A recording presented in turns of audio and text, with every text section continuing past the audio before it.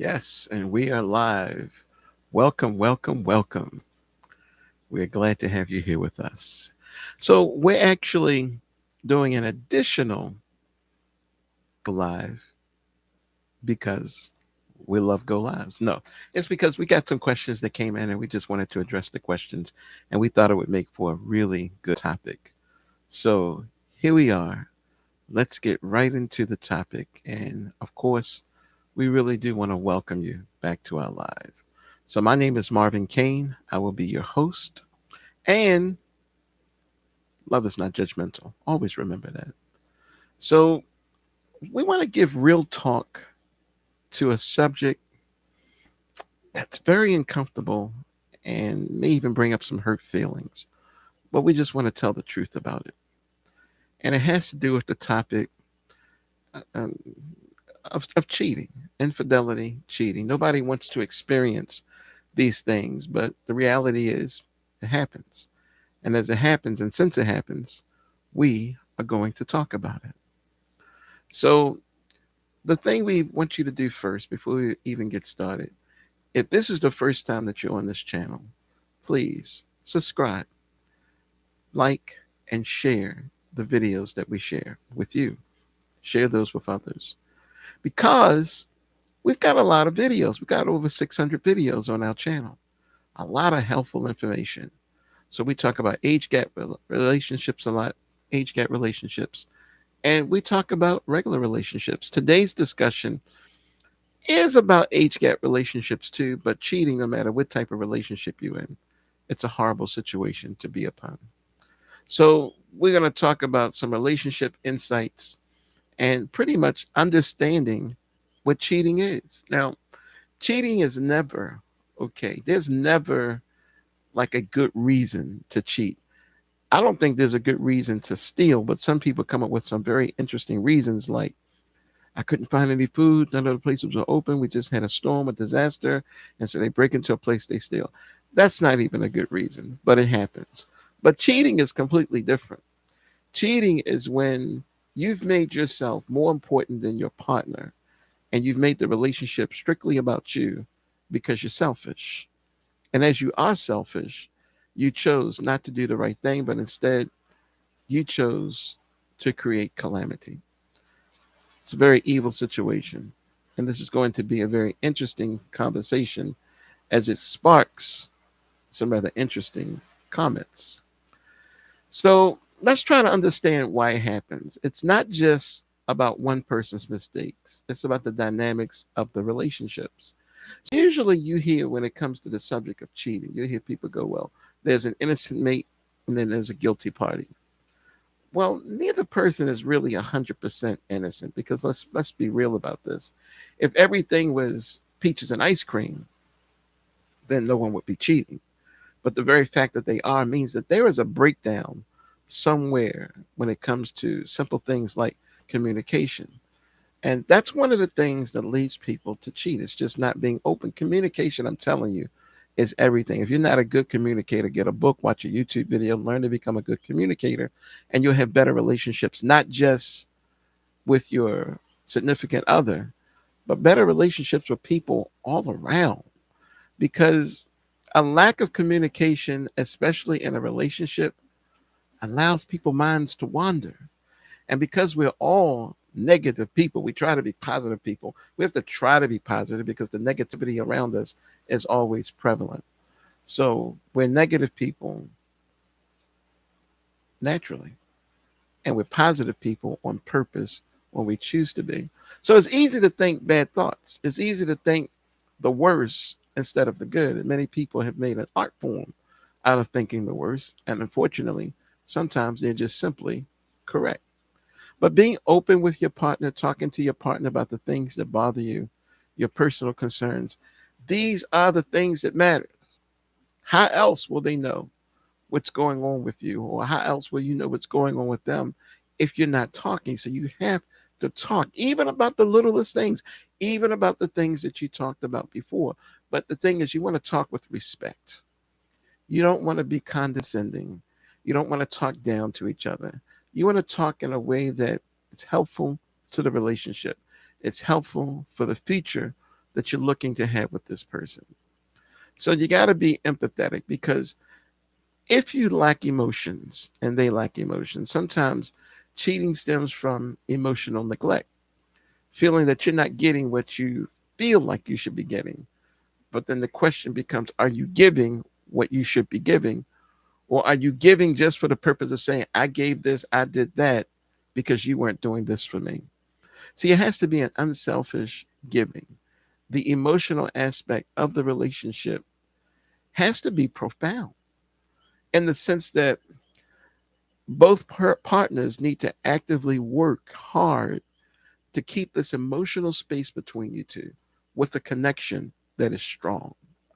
See, that's how you're just going to avoid problems. You've got to be talking, you've got to be open, you've got to be emotional. You need to be vulnerable sometimes. If you really want to have a great, amazing relationship, just open up. Let your partner know what hurts, and you tell them what hurts. And just be honest. Don't be like sitting there trying to just, move things in one particular direction. Because I'm going to tell you something I've learned recently. Forgiveness is actually about dealing with a set of circumstances. Ignoring problems is not forgiveness. Giving a problem time to kind of fade out or go away, that's not forgiveness.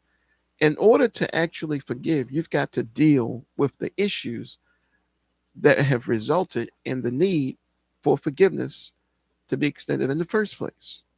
So you can't look at forgiveness as something, oh, I'll just do it so I don't have to deal with the situation. No, that's not forgiveness. That's just a lack of tolerance. So you got to change your tolerance level. That's also known as emotional neglect. So you want to avoid that. But then there's some other factors that come into play when it comes to relationships that kind of, create a curiosity, and that's the age gap. In age gap relationships, they are fascinating, but they come with their own set of challenges. So sometimes a person, like I'm 55 years old, sometimes 55-year-old people who should know better go out and find themselves a 20, 30-year-old. Not in the sense that anything's wrong with the age gap, but in the sense that when they look at their spouse, they see the wrinkles, they see the effects of aging. So they want to go find someone older, but not realizing they've got wrinkles, they're aging. So the whole idea about this is that with these type of challenges, we go back to communication, we go back to the emotional connections. There are misunderstandings, and these misunderstandings can potentially cause cheating. So people cheat for a variety of reasons. People cheat because they're angry. No one ever cheats, wakes up in the morning and says, oh, I'm going to cheat today. It's usually a series of events that lead up to this weak moment or this deliberate moment. All cheating is bad. There's no such thing as good cheating. No such thing as good cheating. All cheating is bad. So if you cheat, it means you're getting more than you should. In other words, you're just being greedy. So you have a spouse. For me, I'm a male. There's a wife. You have a wife. You shouldn't need anything else other than your wife, because that's what love is built on, just the two of you. It's your world, it's her world, and it's just the two of you.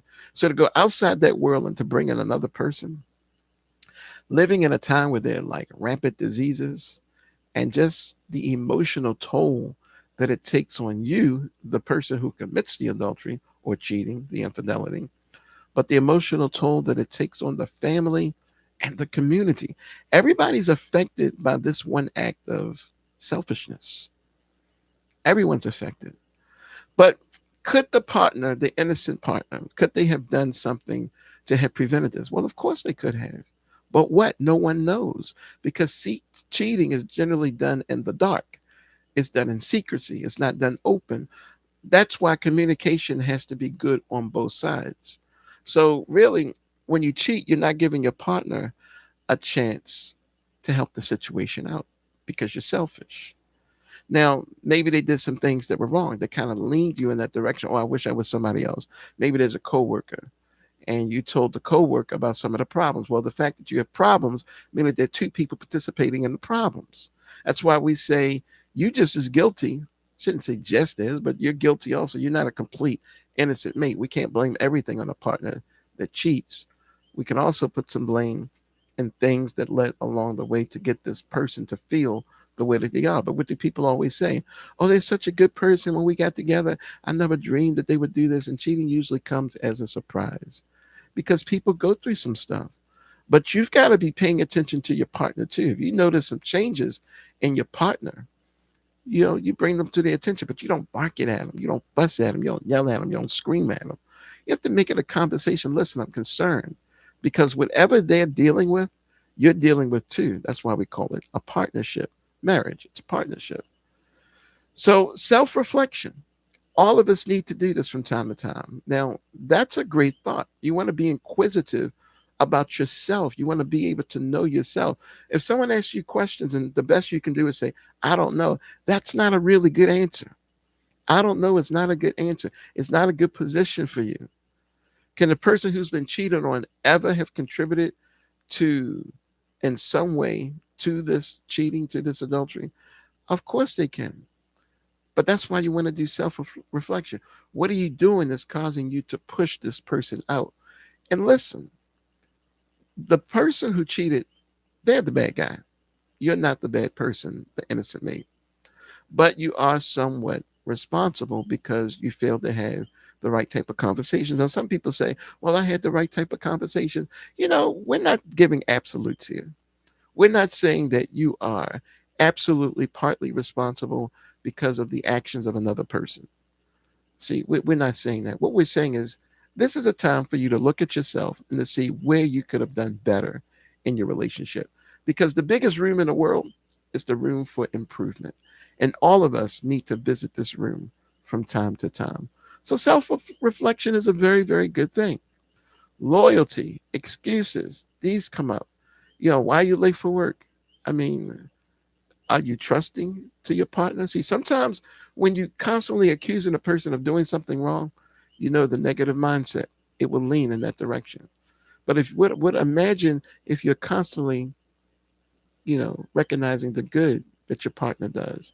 See, the negative mind is going to shrink and reduce and making room for a more positive mindset. But many times people are so negative, they're so hurtful. They only see the condemnation because they lack loyalty. And I'm talking about that person that's innocent. They're lacking loyalty. You don't want to lack loyalty. You want to give your partner the benefit of the doubt. You can't compare one relationship or one person or an experience that you heard or maybe an experience that you've dealt with. You can't compare it to this person because this is a new experience. So we're not making excuses, but there's never an excuse for cheating. Never. Because every individual has the right to say no. And every individual has the right to say yes. Hopefully, you're saying yes to the right things. Like, yes, I love my spouse.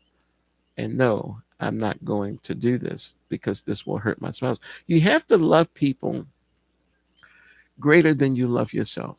And sometimes you need to reverse that. Sometimes you need to love yourself greater than you love other people. So there has to be a balance of love in this mix. When you've got that figured out, excuses become very minimal. Excuses tend to be kicked to the curb because of loyalty. Loyalty is when you stick to something until the purpose is realized. See, forever is what you promised your spouse, forever.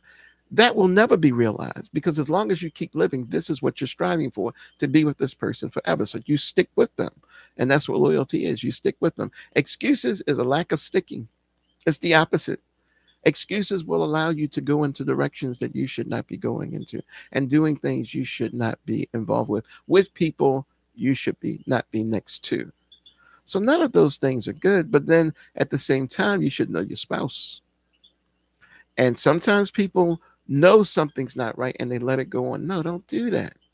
Don't do that, not just for your own personal satisfaction of not wanting to go through an adulterous situation, but do it for the other person too, because adultery doesn't benefit anybody. Nobody's a winner in adultery, not even the person. Let's say they cheated on you and they got married. They're still not winners. They're still not winners. They may look like winners, but trust me, that lack of loyalty that they broke to you will haunt them for the rest of their lives because that's a mark, a negative mark on their reputation that will stay there until the day that they die. So the innocent may not always be innocent, is what we're saying. So it's kind of a thought provoking thought, but innocent people sometimes are not protecting the relationship the way that they should. So you're responsible for protecting the relationship too. So if you know something, if you feel something, if you got an idea, sometimes your intuitions are dead on point, male and female intuitions. You've got to take action. Ask the question. It's nothing wrong. This is your spouse. You can follow them any way you want to. It's your spouse. Follow your spouse. Let them know you follow them. It doesn't have to be a secret. I'm gonna follow you to work today. I'm gonna follow you to school today. I'm gonna follow you to the store. I'm gonna follow you wherever you go, where you go, because I told you I'll be there by your side forever. You already told them. Should be expected. It's just how things work. So innocence means that there's nothing you ever did that was negative in that relationship that could contribute to a person feel like they don't need or want to be around you. So sometimes we're blind to our own actions. It happens all the time. That's why we go back to self reflection, emotional connections, not just with other people, but an emotional connection with your own heart and with your own mind. It's tantamount, it's important. And like we mentioned, forgiveness and growth, don't base your forgiveness and don't base your growth on other people. See, other people, because they're losers, some of your friends are just straight up losers. Oh, leave them. Just leave them, girl. Or, hey, bro, look, man, you find another girl, just leave. See, that's none of their business. Maybe it would be better if you had not even told them, but sometimes you do have to talk to someone. Talk to the person that not just has your back, but also has the back of your partner. That way they can be non judgmental because love is not judgmental. Hint, hint, our page. But you can also talk to someone, maybe a counselor, maybe a parent, and you ask them just to keep this conversation between the two of you because forgiveness is powerful, it's life changing. Just to forgive a person for doing something bad to you, it gives you a power. And it's actually the first step to healing. A lot of people never get healed. They don't get healed because they don't forgive. And people forgive differently. Some people forgive and never bring the situation ever up again, as they should not. Some people forgive and can use that situation as a teaching point. Says, listen, the last time you got this close to a person, I was concerned. I forgave you because you went too far. But I am reminded that there's a temptation there because of things you've said to me about this new person.